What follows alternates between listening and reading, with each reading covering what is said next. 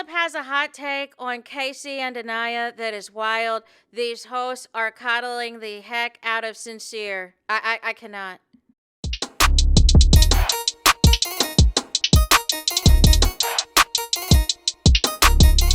Hey there, it's Anonymous Tea, where we spill the tea anonymously. Hello, everyone. Hello, YouTubers. Hope you guys are all having an amazing day today, sending good vibes, sending positivity, sending blessings, and good energy to each and every single one of you. Thank you so much for tuning in. So, anything I say is alleged and in my very, very personal opinion. This is for entertainment purposes only. None of this is personal. The Copyright Act of 1976 is in the description box. Some meat and potatoes, some housekeeping items. So, today we are talking Love Island USA Season 8.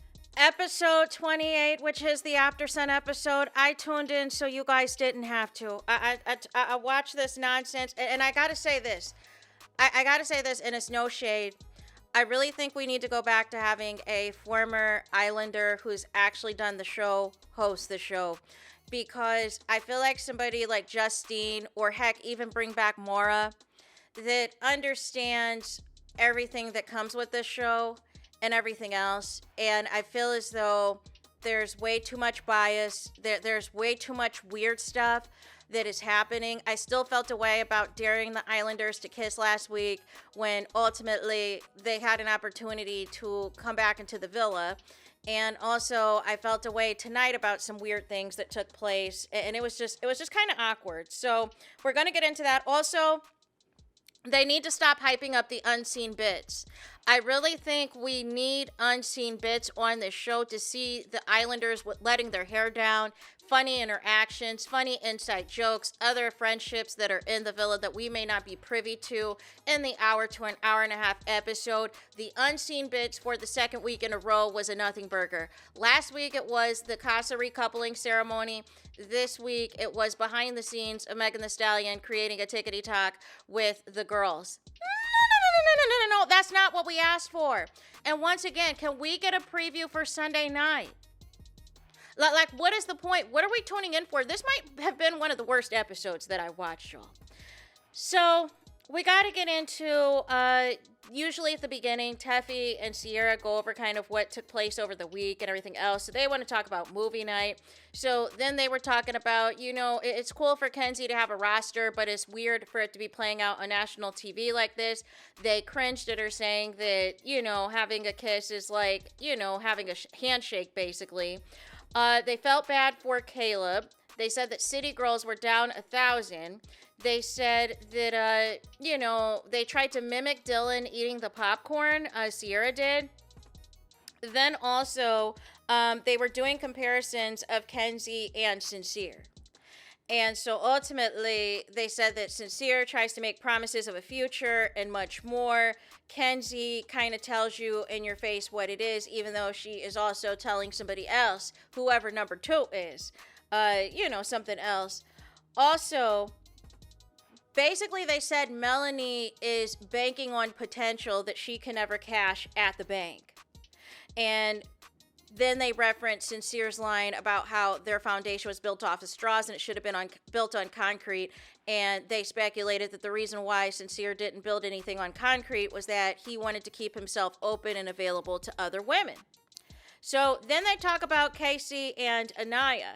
And so ultimately, they are saying that, and see, this is my problem, right? Last week, y'all had a completely different opinion on Casey and Anaya. This week, it is, oh yeah, Casey spoke disrespectful and distasteful about Anaya. You don't have to put somebody down to bring somebody up. And it's disgusting that you did all of this to her because of the lack of the intimacy and how men want all of you but give nothing in return. And then it has to take for him to see himself on movie night to watch back to feel remorseful.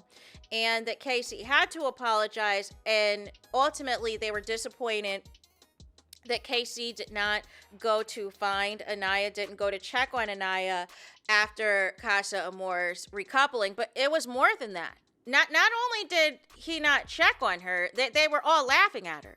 They were all sitting there at the fire pit laughing at her. Like that's what happened. So they said they're happy to see that Casey and Anaya are cordial, right? And so ultimately, they were talking about how Kata was figuring out real time during movie night that Zack Attack had lied to her and all of this and all of that. But ultimately, I feel like they didn't really go in on Kata so easily believing Zack Attack's lies. And again, this is where I feel like movie night failed, in that you really only focused in on exposing Sincere, Casey, and Kenzie, and a little bit of Corbin, but you really didn't go in on Zach. You really didn't go in on Bryce. You really kind of left a lot of people, you know what I'm saying, unscathed. So then, with that, they were speculating on whether or not Zack Attack would have brought back Alana or not. But the reality of it is, we will never know. Sierra seems to be convinced that Zach would not have brought Alana back regardless, but Teffy was like, listen, look at here, why is Zack Attack always talking about a bombshell? How do you have sex with somebody and you're immediately thinking about the next bombshell? So that was that on that. Then they talked about how Corbin and Persian Cat's connection is and how lustful that it is. And then they, of course, talked about the unseen bit with Megan Thee Stallion. They loved Carl coming out of the cake. They call him Fine, ASS Carl. And ultimately, we then transition over to the dumped Islanders. So what happened was Jen, of course, was dumped first. She had to wait in the villa, similar last week to the Casa people that got dumped from the Casa recoupling. And so basically, Jen had all these hot takes. She basically said she liked the men as people, but she said as romantics that they're all terrible. She said she was frustrated with Gal.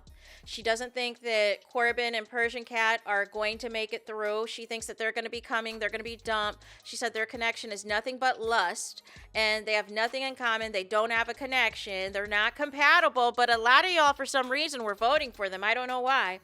And then ultimately, you know what I'm saying, she said that they don't dive deeper beyond their looks.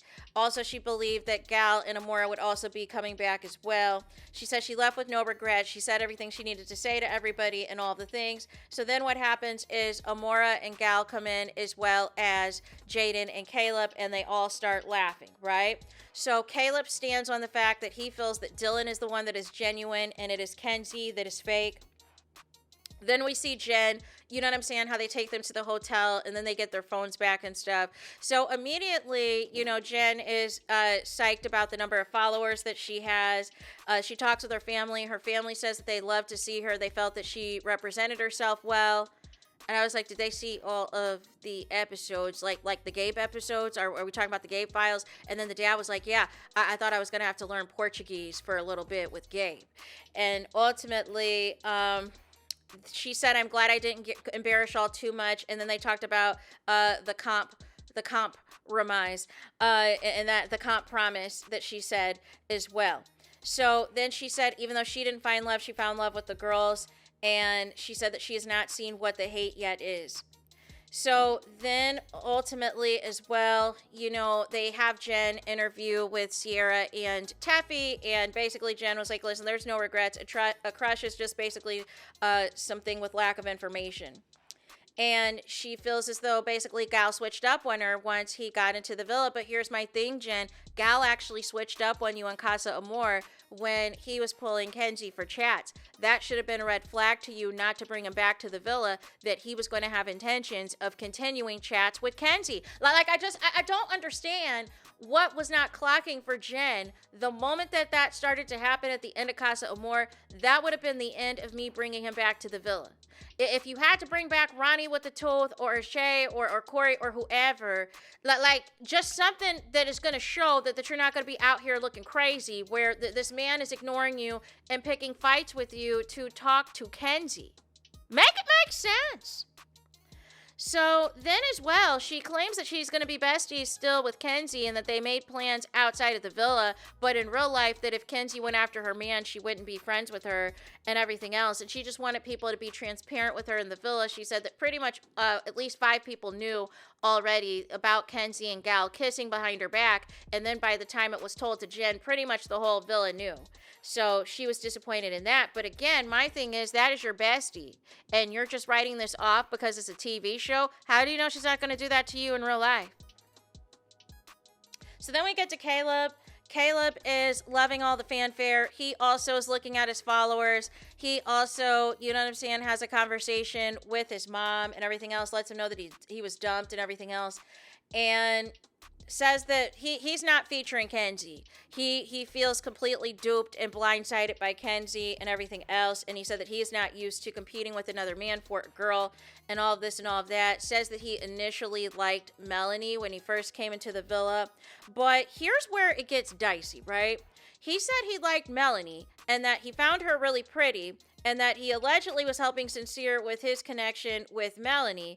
And ultimately, the reason that he did not pursue things with Melanie is because of the Sincere of it all. But my thing is, you had no problem trying to press Kada regarding the Zach of it all. Like, what are we saying? So then as well, they're asking Caleb a lot of questions about his childhood, about him as a kid. And then it was weird because then he got asked about his virginity and whether or not his mom knows that he lost his virginity or if he told his mom he lost his virginity. And I was just of confusion as to what this has to do with anything. I thought we were going to get more to the nitty gritty about his Love Island villa experience, considering that he was there as a bombshell for nearly 5, you know what I'm saying? He was there for about 4 weeks. You know what I'm saying? So ultimately, why didn't we get more into, you know, who was he closest with in the villa? What couples, you know, does he think has a chance to make it to the end? Like they were asking people in the earlier episodes. Like I feel like it was just a lot of fluff with Caleb and it was just as boring as he is in the villa. So then we get Jaden in her hotel room, and basically she does not contact any of her family. She contacts a friend who looked like her mom, but apparently she's getting engaged and wanted Jaden to bring Caleb as her date. And Jaden was trying to figure out why her and Caleb were even arguing in the first place and all this and all that. Because y'all needed screen time. Y'all needed content. That's why. So then, you know, Gal gets his phone back and he's made aware from his sister that the coffee shop is giving out free coffee and free lattes to anybody with the name Jen, and that his brother did a skit about the Jen of it all, that, you know, they didn't like the way that he came at Jen and was kind of like picking stuff with her and going behind her back with Kenzie. Then we have Amara's parents. That was hilarious. They basically said that they were proud of her and everything else, and she got to see her dog, except for they didn't watch the show, y'all. The dad did not watch the show, and the mom was like, listen, look here, I just saw some clips. So I don't think they know how far in depth the Sincere of it all really went for Amora, but ultimately the mom said that we don't like Sincere. And Amora was like, many people do not. So then as well, you know, they interviewed all of the other dumped islanders together. And, you know, they kept calling Amora Big Dog in reference to Sincere calling her a big dog. Then it got weird as well because Sierra, I believe, said that she felt Amora and Sincere had more sexual chemistry than Sincere and Melanie. And Amora said anything that we did intimate was always after a deep conversation. And I was like, okay. Then it was an interesting conversation between Jaden and Caleb because they had Caleb out for the segment of the rest of the Dump Islanders before they brought back out Jen. And so Jaden is rambling on thinking that they're going to date outside of the villa. And Caleb was kind of like, well, I don't know if we're going to date outside of the villa or not. That's still going to be a conversation. What is happening? Oh, is he going to wait it out for Melanie to see if he can get in on a Melanie Caleb post Island Run package? Like, what was that about? So then as well, apparently Amora, after she finishes school, is going to be moving out to LA, and she immediately friend zones Gal before he even has an opportunity to say whether or not they wanted to continue their connection. It was interesting. The question was asked, who would you rather be, Sincere or KC? And they all said KC. Then there was a conversation. Anaya is always a topic of conversation on Aftersun. You know what I'm saying? And it's wild, man. Anaya's the topic of conversation everywhere. Some of y'all be going in on her. Y'all claim y'all can't stand her, but y'all can't stop talking about her. So this was an interesting take and an interesting perspective from Caleb. Caleb is claiming that he feels that TT and Casey are a stronger connection than Casey and Anaya because they are able to sit in silence for several periods of time with each other and just be content. And I'm of confusion because I didn't think the issue was silence. I thought the issue at hand was when Anaya wanted to have serious conversations with Casey that always came from either Zack Attack or Bryce or somebody else in the villa telling Anaya something that was the opposite of what Casey was telling her. That Casey was still giggling, wasn't being serious, wasn't looking her in the eye, was rolling his eyes, and those were the reasons why Anaya would cut those conversations short and just leave, because she felt like he was not taking her serious. And I wish movie night showed that. That was one thing I wish. I wish these other Islanders had the context that Casey would tell Anaya one thing and would tell the men something different.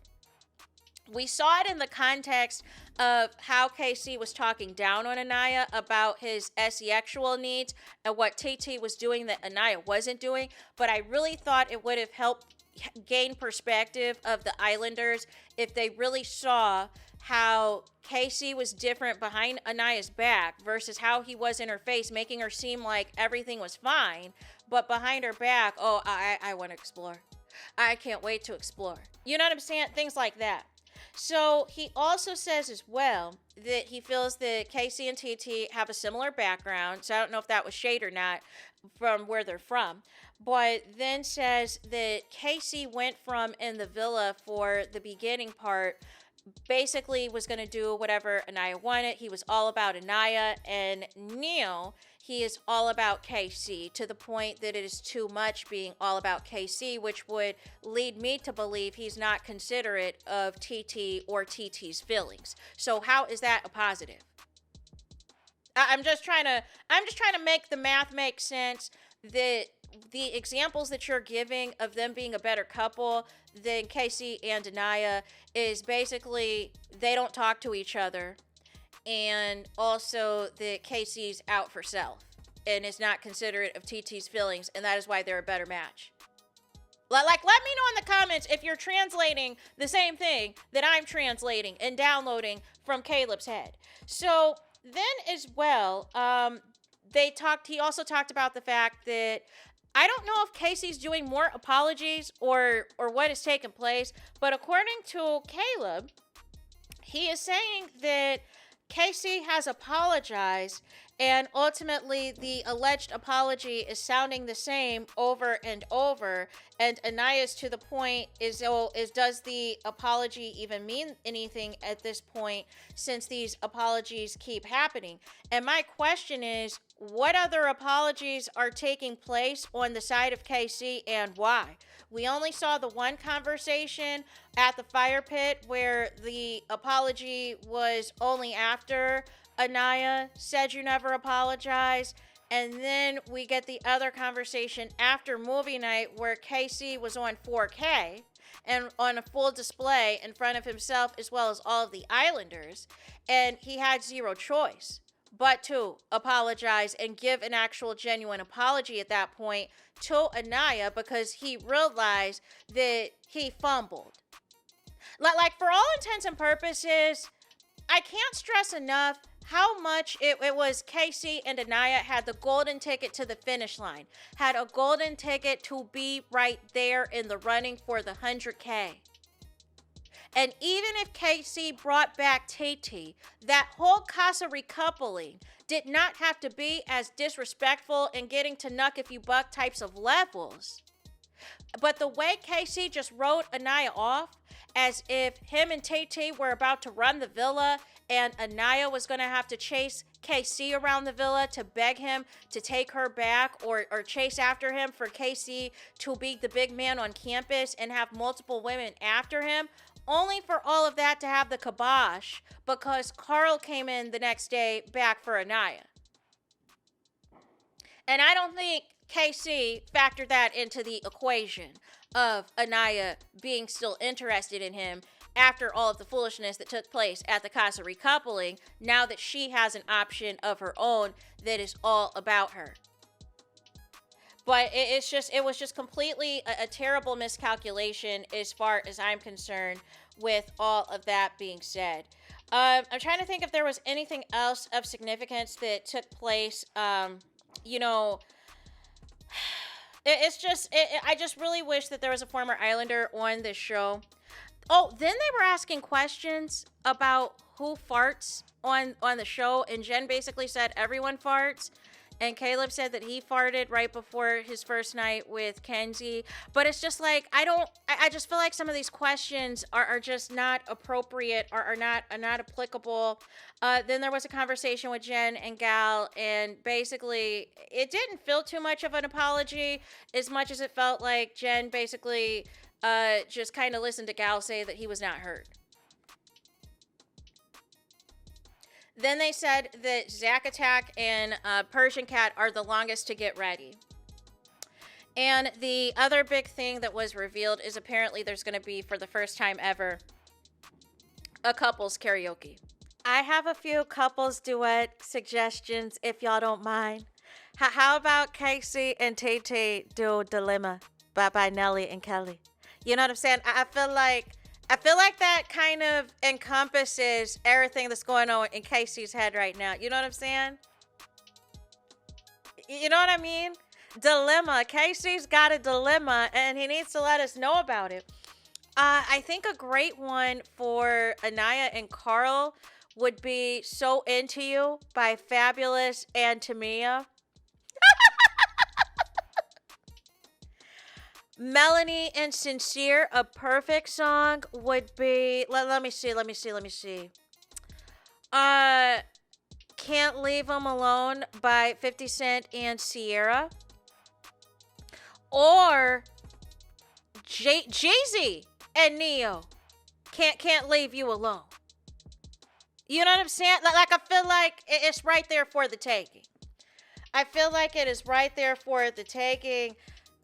Maybe Kenzie and Dylan can do The Boy Is Mine. You know what I'm saying? Because that's just been Kenzie's theme song all summer. You know what I'm saying? Every boy is hers and all of the things.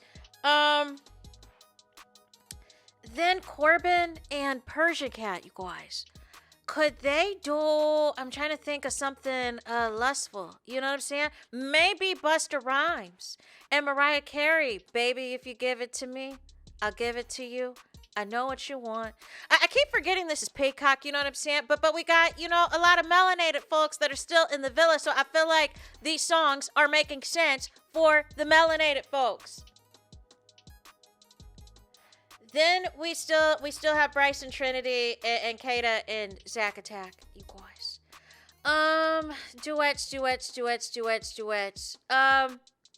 Maybe Kata and Zack can do One Sweet Day by Mariah Carey and Boyz II Men. Maybe they could do that duet. You know what I'm saying? Like I know you're shining down on me from heaven, but because once this show is over, it's a wrap. It is an absolute wrap, and you're going to be shining down from heaven once all of this is the end. Trinity and Bryce. Maybe that's what friends are for. That is what friends are for, would be a fantastic duet for the two of them. Because I believe Trinity is in it, but I believe Bryce still has, you know what I'm saying? Bryce, to me, still has not done enough for me to be convinced, and I think that's what friends are for, is for this. You know what I'm saying? Through the good times and the bad. Let me know in the comments, if you make it this far, what you think of my song suggestions, of my duet suggestions. I feel like I am on the money with Casey and Tay. Dilemma, Anaya and Carl, Tamia, Fabulous, So Into You. You know what I'm saying? I feel like I'm on the money with Melanie and Sincere, Can't Leave You Alone. Either the Sierra and 50 Cent version of it all, or the Jay-Z and the Neo version of it all. I feel like that is spot on. A lustful song, you know what I'm saying? With, Corbin and Parita, Persian Cat. But nonetheless, you guys. So I'm wondering what's going to happen if the results of our vote is going to commence after the couples karaoke is over. and somebody else gets dumped, if they're going to do it that way, or if we're going to get the aftermath of, you know, what happened with who chose people for least compatible. And then the next day, we're going to get the couples karaoke, and potentially it might be a cliffhanger or a Monday episode as far as who else gets dumped from our vote on most compatible couple. But that basically was the episode, you guys. I need to hear from y'all in the comments. I want y'all to unleash in the comments. Please do me the biggest favor and do not forget to hype the